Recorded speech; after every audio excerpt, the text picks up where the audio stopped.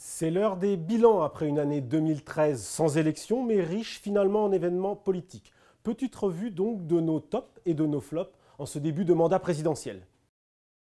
Notre premier top, c'est la remontée de Nicolas Sarkozy. Pendant que François Hollande descend le toboggan de l'impopularité, Nicolas Sarkozy reprend l'ascenseur. Il gagne des points, se replace dans le hit-parade des personnalités préférées des Français, derrière Manuel Valls. Au fond, il peut envisager maintenant l'avenir avec un peu plus d'optimisme et même clairement parler ouvertement d'un éventuel retour en politique active. Comme Nicolas Sarkozy autrefois avec Édouard Balladur ou Jacques Chirac, Manuel Valls est devenu indispensable dans l'équipe de François Hollande. Ultra populaire, communicant habile, le ministre de l'Intérieur ne fait plus mystère de son ambition. Il vise clairement le poste de Jean-Marc Ayrault, celui de Premier ministre.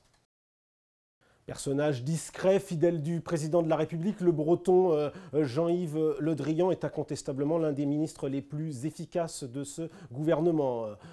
En 2012, il a fait rentrer les troupes françaises d'Afghanistan. En 2013, il a conduit, pour l'instant avec succès, les interventions au Mali et plus récemment en République de Centrafrique. Il a même failli engager une troisième guerre en Syrie, le tout en faisant voter la loi de programmation militaire qui prévoit pourtant une réduction de la voilure pour l'armée française.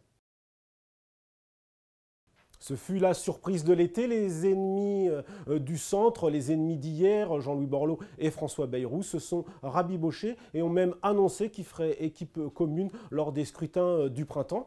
François Bayrou revient donc à la maison. Après avoir voté pour François Hollande, il se repositionne au centre droit, tandis que Jean-Louis Borloo continue de rêver encore et toujours de Matignon. La vieille UDF des années 70 renaît sous un autre nom, celui de l'alternative.